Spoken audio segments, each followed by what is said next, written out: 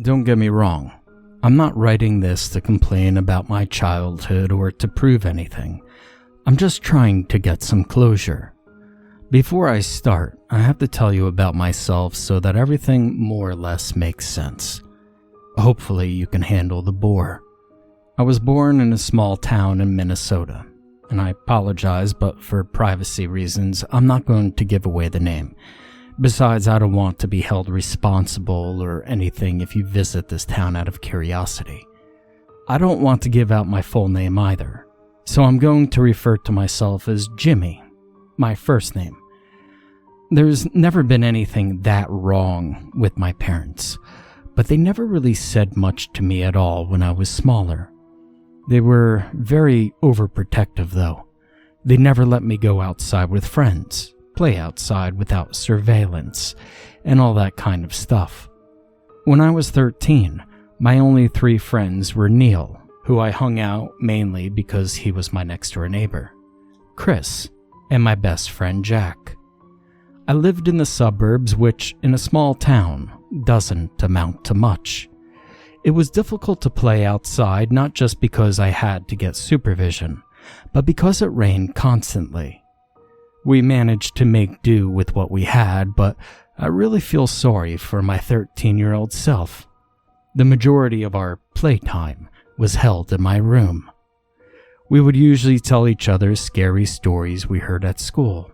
Almost all of them were horrible, mainly given the fact that they all sounded the same. I never really had any of these stories to tell, but Chris sure as hell did. He was fat and pretty unpopular, not only because of his appearance, but he was also pretty strange. The stories he'd tell were just different versions or possibly continuations of his first. In them, there was never the same protagonist of each story. It was one of those stories that they tried so hard to make you believe that were real. The monster was called the Creeper, the Stalker, the Watcher, Eyes, and of course my favorite, Mortimer. I don't know why I love the name, but it was so human-like that it felt real. Basically, Mortimer is this humanoid creature with white skin, so you could see him in the dark, I guess, and long black oily hair that stalks people.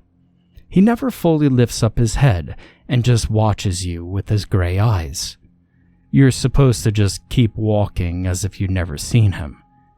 In his first story, that's essentially what happened. The main character saw Mortimer on his way home, thinking at first it was just a pervert, but then realized that this thing was following him. The scariest part was that he didn't hear it move. It just sort of teleported. Whenever he looked back, it would get closer and closer until the protagonist stopped looking back and just ran home. Then the story ended. Now, of course, given that we were 12, this was the scariest thing we had ever heard.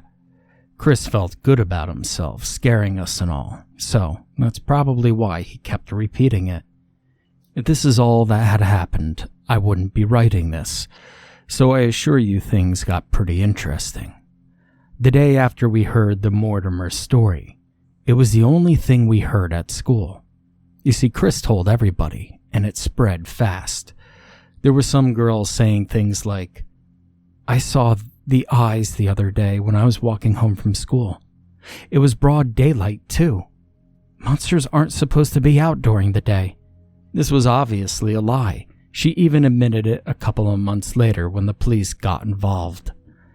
Chris was gone that day, so we freaked out and thought he was dead. Turns out he was just home, sick. We found out from his mother when we called. And like all rumors, it faded away in a couple of weeks, which in a small town standards is pretty long. But that didn't stop Chris though. He just kept on telling them. In his next story, which he told about a week and a half after his first, it was a woman who saw Mortimer. She was nice. She went over to Mortimer and asked his name, if he needed help, and all that kinds of stuff. Mortimer didn't say anything and just stood there looking at her like a dumbass. She eventually gave up and began to walk away. And when she was only a few feet away, she turned around once again to ask Mortimer if he was sure he didn't need any help. What she saw was Mortimer looking straight at her, inches from her face. Chris never said what happened next. His stories tended to do that. And next, let me tell you a little about Jack. The two things I remember most about Jack was that he had short, curly hair, and he was the fastest runner in our school. As I told you before, he was my best friend. Him and I were like co-leaders of our group. We were the first two members to start telling scary stories to each other. And my mom essentially made me invite Neil over, which started one of the 3 arguments that we had ever had. Jack was the one who told me that we should have Chris in our group. And without us, Chris wouldn't have any friends. It's cocky, I know, but he always obsessed over things and then completely forgot about them a month later.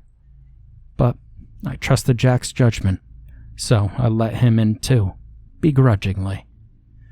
The stories were almost always told at one of our houses, and I remember very well that we were at Jack's house when Chris told this next story. We all gathered in a circle and turned out the lights. We always did that at Jack's. I was too afraid of turning off my lights when we held it at my house. Now I've got to admit, the 3rd story creeped me out a bit. This time, it was an old man that saw Mortimer. It was early in the morning, and the man was taking one of his morning walks.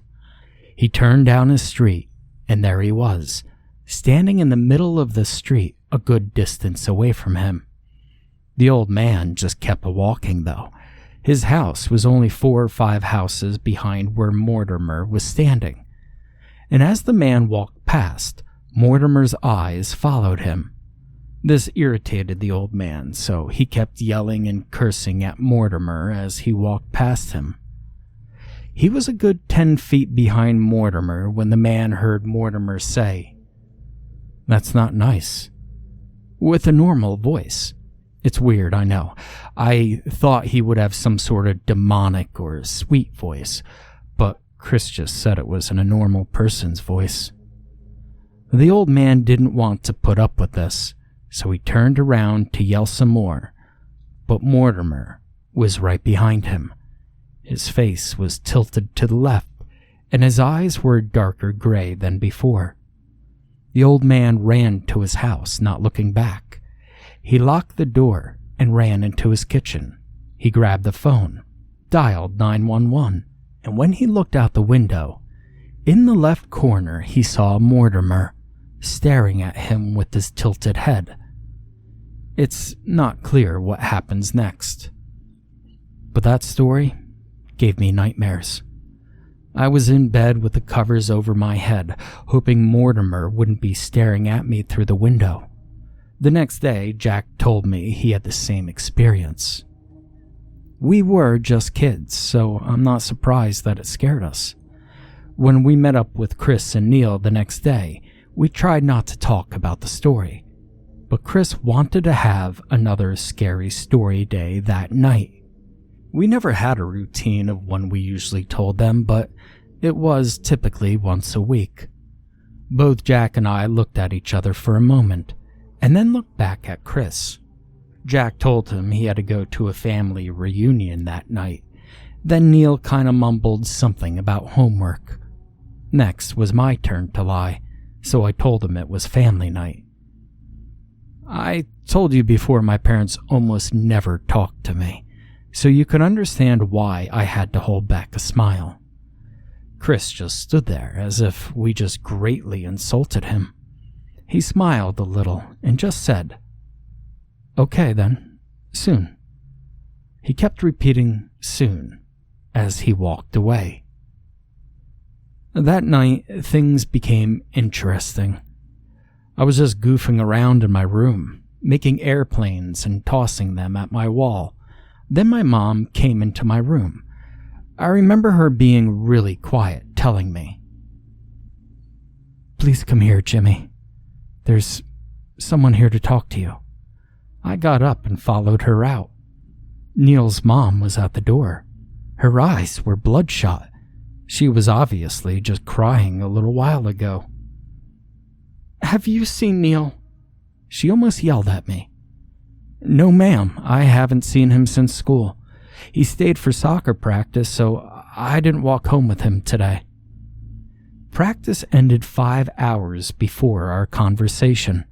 She thanked me, still trying to keep her cool with me, and told me if I saw Neil that I needed to tell her right away. I didn't have the guts to ask Neil's mom what had happened. Part of it was because I thought I knew exactly what happened. Mortimer got him. My mom told me to go to bed and make sure my window was locked. That night, I kept thinking that I was going to be Mortimer's next victim. Maybe it was real and Chris was a psychic or something. His subconscious was probably trying to warn him and us, but we didn't listen. You know, crazy stuff like that. And I really wanted to get a good sleep that night too. The Mortimer stories became popular again the next day.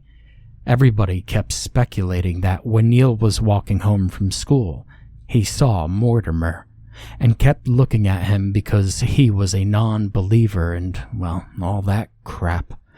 But it really irritated. Neil was my friend. I kept telling myself that Neil just got lost, or hell, maybe he got kidnapped. It was bad, but it wouldn't be as bad as if Mortimer got him. Jack, Chris, and I didn't talk about Neil's disappearance. And if you can believe it, Chris was asking to have a story night again. I looked right at him. He was smiling.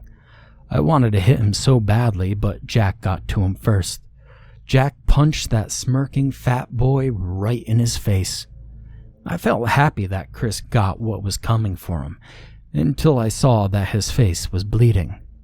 He was also crying a bit.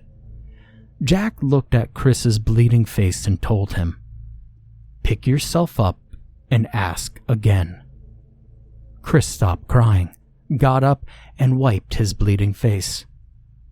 "Sorry, guys, I didn't mean it. I was just being selfish," he said, rubbing his eyes. Then he walked away. Now for the next week, everything was normal. We still all ate lunch together like usual, and we tried our hardest to forget about Neil. But, as you would expect, there was another incident. This time an old man was found dead in his house. He died from a heart attack. His body had been there for a little over a month, and he must have died a few days after Chris told his third story. Chris was freaked out the day they found his body. He told us that he knew the man because they lived on the same street. He was a regular, crotchety old man, and very early in the morning he would go on daily walks. He told us that it's where he got the idea for the story in the first place. And boy, was he freaked out about it. Jack and I had to tell him it was just a coincidence. He was old, so it's not that crazy that he died of a heart attack. And if you can believe it, nothing happened in the town for almost a month. The police weren't able to find Neil, but by then we had already gotten over his disappearance. I mean, after all, we had to get on with our lives. That night, Jack, Chris, and I were supposed to walk home together like usual, but my mom picked me up because there was a wedding that we had to go to.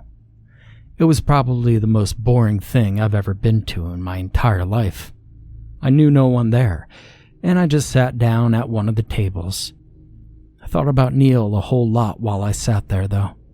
I imagined how funny it would be if he actually got lost, lived in the forest for a while, and then found his way back when we were in high school. But that made me feel sorry for not knowing him as well as I should have. Later that night, I got another visitor. And this time, it was Jack's mom. I knew what happened the moment I saw her. I began to cry and Jack's mom hugged me. We did the same spiel I went through with Neil's mom. She told me that they were going to find Jack, but I knew better.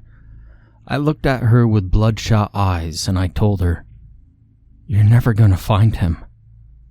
Mortimer got him." Jack's mom looked at me like I was crazy. She must have thought Mortimer was some rapist that hung around town. I had to spend an hour explaining to her who he was. It was crazy though. She even laughed a little bit. After Jack's mom left, my mom gave me one of the few speeches she ever gave to me. She told me the typical parent stuff. Monsters aren't real and everything is fine. I cried myself to sleep that night. My alarm clock woke me up the next morning for school. My mom ran into the room and turned it off. She rubbed my head and told me that I didn't have to go to school that day and to go back to sleep. I got right up after she told me that. I needed to go to school that day. This monster just took 2 of my friends, and I wasn't going to lose the last one. When I got to school, I saw Chris run his flappy ass over to me. He was out of breath when he got to me. You hear what happened to Jack, right?" I nodded. "He dropped me off at my house and told me goodbye and how he'd see me tomorrow. Then his mom came to my house that night and I stopped him, and I told him I had the same experience with Jack's mom. Then I told him, tonight we need to have another scary story night. This time we'll have it at your house. I wanted to stop this thing, and if Chris could predict his weakness, some way to defeat him, we could save ourselves." He smiled like I just gave him a goddamn cookie. The whole rest of the day, he told me he had several more stories he wanted to tell me. That night, I had to sneak out of my house because I knew my parents would never let me walk in the dark by myself because of the recent disappearances. When I was walking to Chris's house, I jumped at almost every noise that I heard. Then, when I was only a block away from his house, I heard someone walking behind me. I didn't turn around to look, and I ran. I knocked on the door when I got there, very violently too. Chris answered the door. He told me that his parents went out to a play. He also said that they do it a lot, and that they're almost never at the house. I felt bad for him, but it was very convenient for me, given that his parents knew mine. He rushed me to his room, which was all the way in the back of the house. When I got inside, I was amazed. He had all the coolest toys, and he had figurines hanging on the wall. It was a typical spoiled kid's room. He pointed at a chair in the corner of his room. "You could sit there. I'll get a candle to set the mood. I also need to get a match." He walked out of the room and closed the door behind me. Chris had a pretty nice desk. It had its own built-in lamp. I walked over to it to check it out, and on the desk was a single notebook. It was a big 5-subject one, too. Instantly, I thought it was for writing down the Mortimer series, and I didn't hesitate to open it. At the beginning of the notebook, I saw his first set of the series. Then, the stories were no longer in writing. They were all drawn out. I flipped through them. There were drawings of people being chased by Mortimer. It was horrific, especially Chris's depiction of Mortimer's face. The last drawing really interested me. Instead of a man or a woman, it was a boy being chased by Mortimer. The boy had curly black hair. The boy wasn't on any other pages, just this one. I closed the notebook shut. It could just be a coincidence, but I knew better. I needed to know more about what happened to Jack, and I immediately began to check the rest of the room. In the drawers of the desk, there were just blank pieces of paper. Under his bed were even more expensive toys. I opened his closet, and inside was a large chest. I hesitantly opened it up, and inside I saw the most horrific sight I'd ever seen in my entire life. There were limbs, heads, and torsos of 2 people inside. The chest was filled halfway with blood. I also remember that it smelled pretty horrible, but it's not an easy smell to describe. I couldn't see the heads of the corpses on top, and there was no way I would dig through the chest to find them, but I recognized the bodies right away from their clothes. It was Neil and Jack. I heard footsteps coming towards me, so I quickly closed the chest and the closet, and then I sat in my seat. Chris entered the room with a candle and a book of matches. He looked at me while he turned off the lights. "Ready for some scary stories, Jimmy?" At that point, I just wanted to kill him. It sounds horrible, but this bastard was probably the one who killed all my friends. I had to hold in my rage so I could see if I could get more out of him.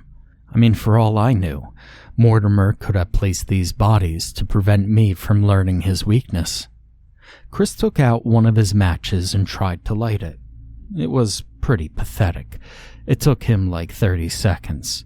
And while I watched him light the match, I swear he had gray eyes. But when he finally managed to light it, I saw that his eyes were actually blue. He lit the candle, put it on the floor, and began his story. I remember this story well. I can almost recite it word for word. Not long ago, a man named Jim was walking home from a hard day at school. The second I heard the name, I knew he was going to try to kill me. You see, he just came back from practice, and his legs were tired from all the suicides he had to do. I don't think it was a coincidence that he used the word suicide. Jim misbehaved a lot, and he didn't listen to his coach, and so the coach made the whole team run that day. And while he was walking, he saw a beautiful sight. It was Mortimer staring at him from afar. This was the first time he actually called the creature Mortimer. He was scared of Mortimer because he didn't understand him. Mortimer was worried for Jim, you see. Jim yelled at him and told him to go away. Poor Mortimer. He said that last part with a sweet, sympathetic voice. Mortimer was persistent, though. He still wanted to help the misguided boy. Jim became angry. He even punched him in the face and made him bleed. Mortimer didn't like this. He genuinely wanted to help him, to take him off of the horrible path he was following. So Mortimer followed. He touched the ground softly like an angel, and when Jim turned around, he was surprised at Mortimer's persistence. Jim began to run, and this scared Mortimer.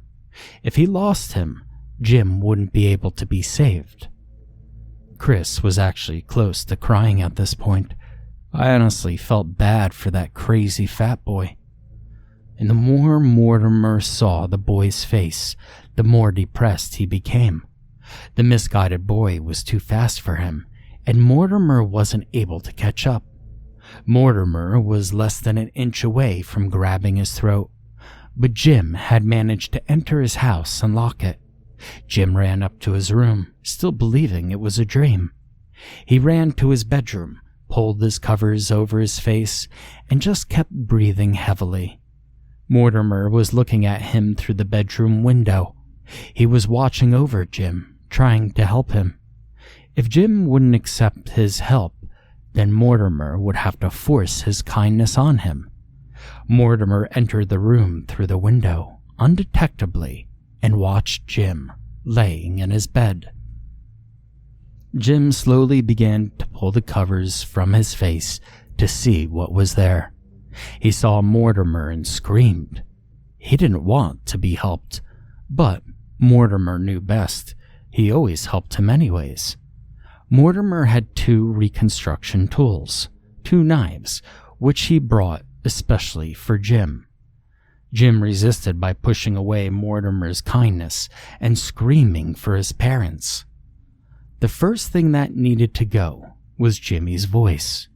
Mortimer balled up a blanket and shoved it into Jim's mouth, using his hand to hold the blanket into place. For the reconstruction, he only needed 1 hand anyway. His arms were second to go. This was very difficult. It took a couple of minutes for each of Jim's arms because the bone is so hard to cut through. You know what I'm talking about, right, Jimmy? He looked at me with a smile, like he was telling me something completely normal. But I couldn't put up with it anymore. There may have been better ways of doing it, but I was direct with him. Why did you kill Jack and Neil, Chris? Chris looked back at me, confused.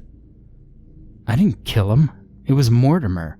They needed to be changed, so he helped them. Chris got up and walked towards his closet. He opened the door of the closet and then the trunk. He pushed away the limbs until he reached a head, which he pulled out with both of his hands and showed me. It was missing all of the skin, leaving just the bones and muscles.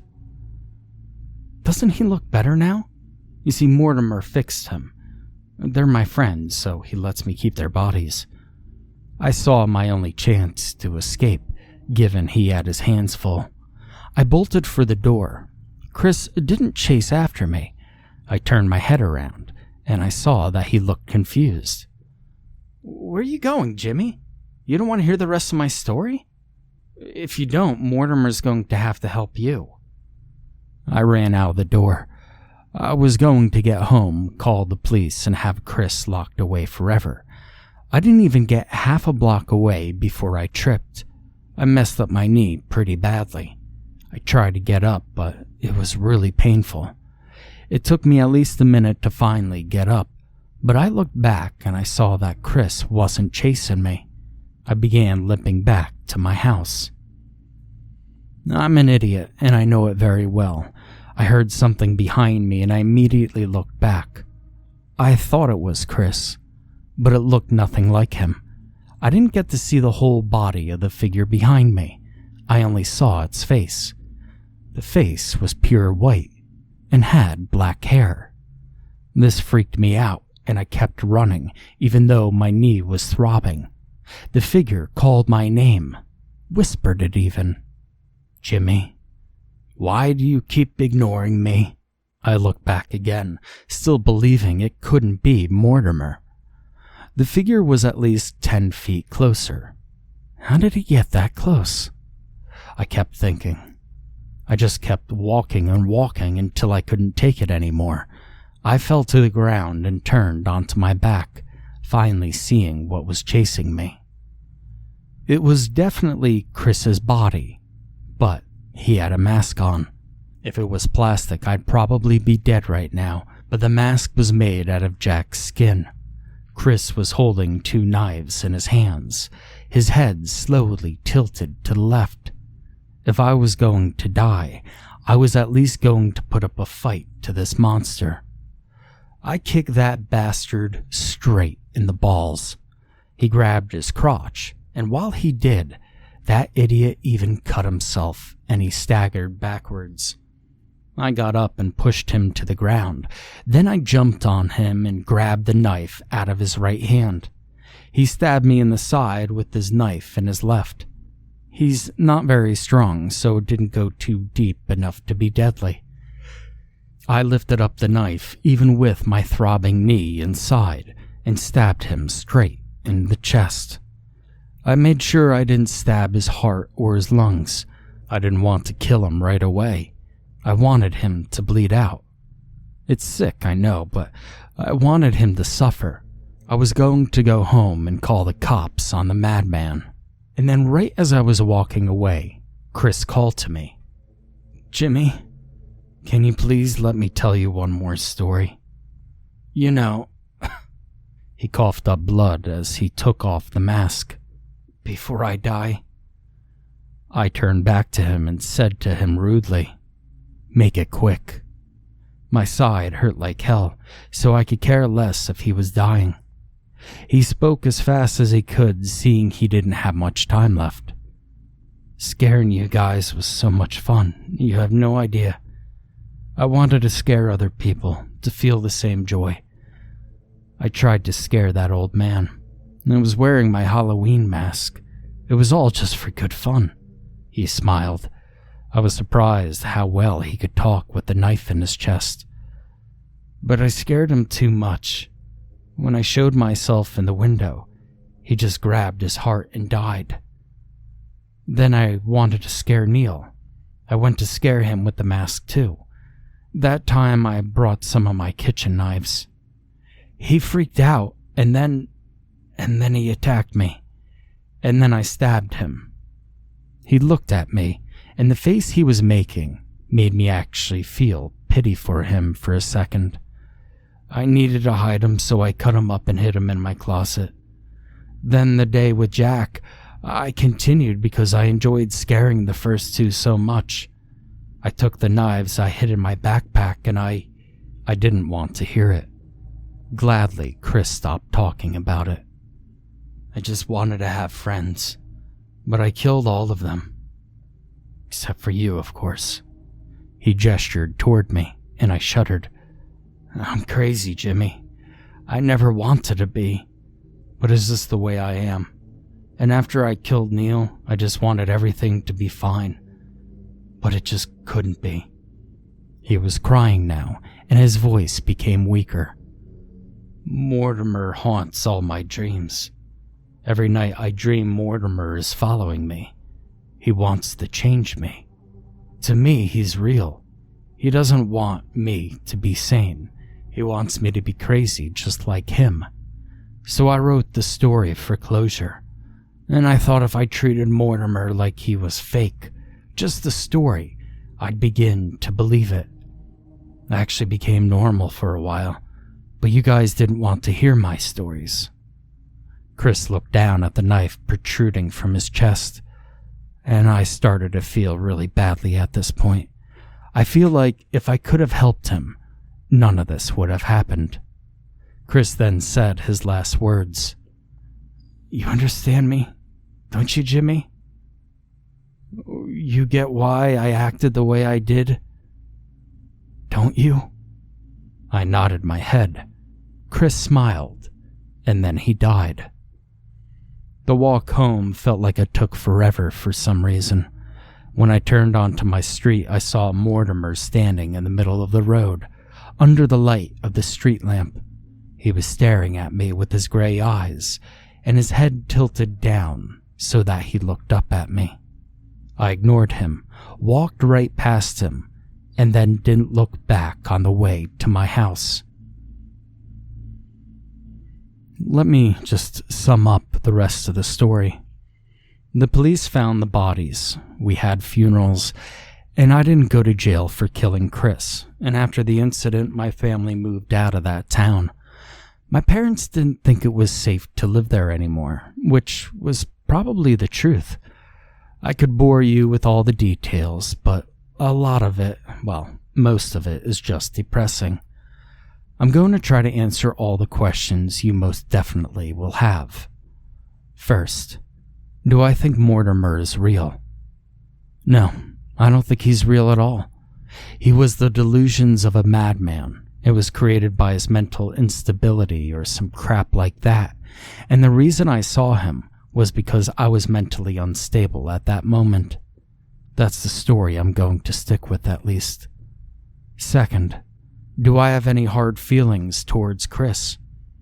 And again, I'm going to say no. I thought I would never forgive Chris when I saw the bodies, but I got over it after his little speech. In fact, I wouldn't blame Chris for hating me in hell where he currently resides. And lastly, have I ever been back to that town? For a third time, no, and you couldn't ever ask me to go back. I don't know why, but I don't care about that town anymore. In fact, I haven't really thought much about the town since I wrote this. In the end, I got my closure, and you got to read an interesting story. I wish I could have given you a happier ending, one where all of us survived and we still hung out on the weekends, but the idea of a happy ending died with Neil. I'm okay with it, though. I have a pretty good life now, aside from the Mortimer nightmares I have now and then. I'm not going to end up like Chris, though. I promise. I want to forget everything I know about that lonely, misunderstood psychopath. The only thing that's stopping me is that I still miss the scary stories. that he used to tell.